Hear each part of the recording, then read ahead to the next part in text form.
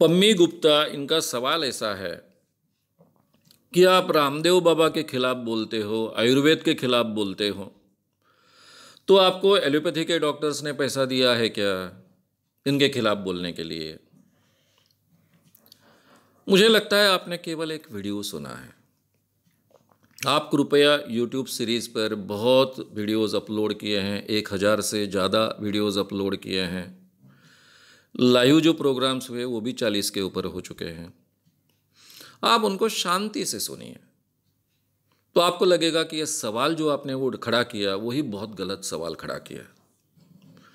मुझ जैसे व्यक्ति को इस दुनिया में कोई भी खरीद नहीं सकता है,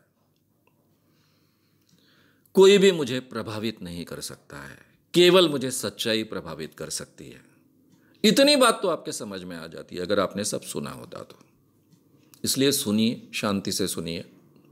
अब ये सवाल मुझे हमेशा ही पूछा जाता है कि भाई आप बोलते हो अंधविश्वास के खिलाफ, तो जो हिंदू धर्म के खिलाफ बोलते हो, तो आपको क्या क्रिश्चियनों ने पैसा दिया है इसलिए आप बोलते हो?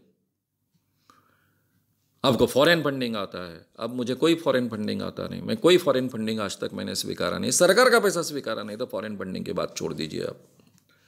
मैं लोगों से पैसे मांग मांग कर काम करते आया हूँ। और अभी यूट्यूब चैनल पर ये जो हम अपलोड कर रहे हैं, उसमें से जो पैसा आएगा, जो थोड़ा बहुत पैसा आएगा, खर्च करने की तुलना में तो बहुत कम पैसा होता है, वो केवल डॉलर्स में आएगा और वो जाहिर होगा सब। और मैं तो अपनी बात रख रहा हूँ, इसमें कोई दूसरी की बात तो नहीं रख रहा हूँ।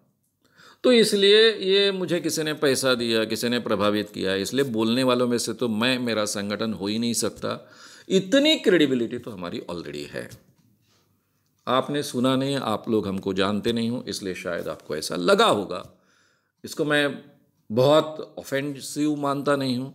इसलिए नहीं मानता हूँ कि समाज में कोई लोग इतना निष्पृह होकर काम कर सकते हैं, इसी पर विश्वास हमारा बचा नहीं है। इसलिए मैं आपको दोष भी नहीं देता। आपने अच्छे लोग ज़िंदगी में देखे ही नहीं होंगे, इसलिए आपको ऐसा लगता होगा। मेरा वैसा नहीं है। मैंने गांधी जी को बहुत नज़दीक से समझा है, विनोबा के साथ में मैं रहा हूँ, विनोबा जी को मैंने बहुत नज़दीक से देखा है। एक ऐसे आदमी को मैंने नज़दीक से महसूस किया है कि जिसने भारत जैसे देश में 80 लाख एकड़ ज़मीन लोगों से मांगी और लोगों में बांटी। उसको मैंने नज़दीक से देखा है। जयप्रकाश नारायण जैसे व्यक्ति के साथ में मैं रहा हूँ, उनको नज़दीक से देखा है, उनके संगठन में मैंने काम किया है।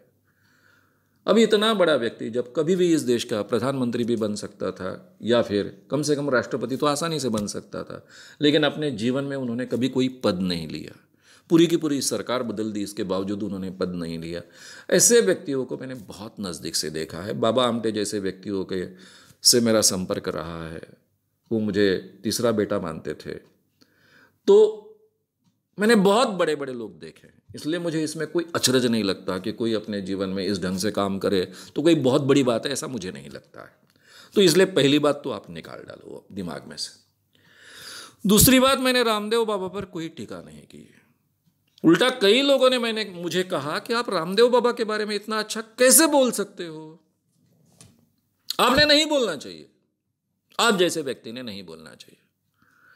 आयुर्वेद का जितना समर्थन शायद मैं करता हूं, शायद ही कोई करता है।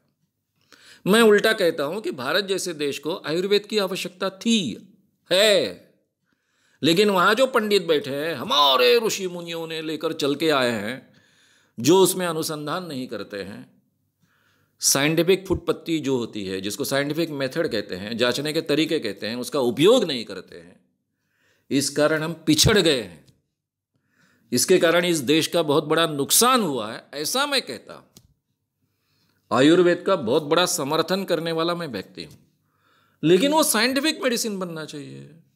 हमारे ऋषि मुनियों ने कहा इसलिए नहीं होना चाहिए। मेरे कितने स्टूडेंट्स, मेरे कितने कार्यकर्ता आयुर्वेदिक डॉक्टर्स हैं, कितने आयुर्वेदिक कॉलेजेस में मैंने व्याख्यान दिए हैं। आज भी वहां भूत पढ़ाते हैं, आत्मा पढ़ाते हैं, और एनाटॉमी भी सिखाते हैं। एनाटॉमी उठाते हैं एलोपैथी से सीधी की सीधी, वहां कोई आत्मा नहीं होता है। लेकिन हमारे पूरे अभ्यासक्रम में अभी भी आत्मा होती है, अभी भी भूत प्रेत होता है, मंत्र तंत्र होते हैं। कैसा विकास होगा हमारा आयुर्वेद का? उसको जब तक हम साइंटिफिकली इन्वेस्टिगेट नहीं करेंगे, इन्वेस्टिगेशन के आधार पर उसके तथ्य लोगों के सामने नहीं रखेंगे, तब तक हमारे मेडिसिन का विकास कैसे होगा? रामदेव बाबा भी गलती करते थे, कई लोग मर चुके हैं रामदेव बाबा के, आप चाहे तो मैं नाम दे सकता हूं आपको। रामदेव बाबा का सुन लिया और छोड़ दी दवाई। अरे भाई, इसके उपयोग होते हैं, आपका डायबिटीज कम हो सकता है, आपका ब्लड प्रेशर कंट्रोल में आ सकता है, आपके हार्ट डिजीज के बारे में आपको अच्छे परिणाम मिल सकते हैं योगा के जरिए। ये मैं मानता हूं, जाहिर तरीके से कहता हूं, लेकिन ये तरीका नहीं है एकदम से दवाइयां छोड़ दो। कुछ लोग मरेंगे, उसमें मरे। अभी रामदेव बाबा ने ये बातें जाहिर तरीके से कहना बंद कर दिया, इसलिए भी मैंने उनका अभिनंदन किया है कि अच्छी बात उन्होंने की है। पहले से ये केयर लेनी चाहिए थी, डॉक्टर की सलाह से छोड़ो ऐसा कहना चाहिए था।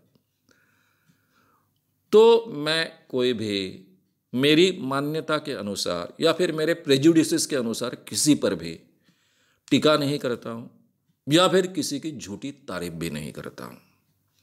रामदेव बाबा की जो भी तारीफ मैंने की है वो इसलिए नहीं की कि वो बाबा है, आयुर्वेद का बहुत ये कर रहे हैं, फिर या योगा है, योगी है, इसलिए नहीं तारीफ की मैंने। वो सही में लोगों के हित का काम कर रहे, जिस हद तक काम कर रहे उसकी मैंने तारीफ की। ना ही मेरा रामदेव बाबा से कोई संबंध है, ना ही लेना देना है, ना ही उनसे 4 पैसे लेना है, ना ही 4 पैसे उनको देना है। तो जो सच होता है, जो मुझे सच लगता है, मेरे दिमाग तक सच पहुंचता है, वही बातें को मैं रखता हूं। मैंने रामदेव बाबा पर उल्टी टीका नहीं की है, उनकी तारीफ की है, इसलिए मैं कई प्रोग्रेसिव लोगों की गालियां खा रहा हूं। और आप तो उल्टा बोल रही हो कि मैं रामदेव बाबा पर टीका करता हूं, आयुर्वेद पर टीका करता हूं। तो आप, मुझे लगता है, शांति से वीडियोस सुनिए, उसका मतलब ठीक ढंग से समझिए, और आपका ये जो प्रेजुडिस है या फिर आपकी जो गलतफहमी है वो निकल जाएगी। अगर आपको ये वीडियो पसंद आया हो तो उसे ज़रूर लाइक करें, लोगों में ये अवेयरनेस फैलाने में हमारी मदद करें। वीडियो को ज़रूर शेयर भी करें। तो हमारे YouTube चैनल श्याम मानव को विज़िट करें। ऐसे सारे वीडियोस का आनंद लेने के लिए हमारे चैनल को सब्सक्राइब करें। उसके लिए सब्सक्राइब बटन दबाएं। नए वीडियोस का नोटिफिकेशन पाने के लिए बेल आइकन दबाएं।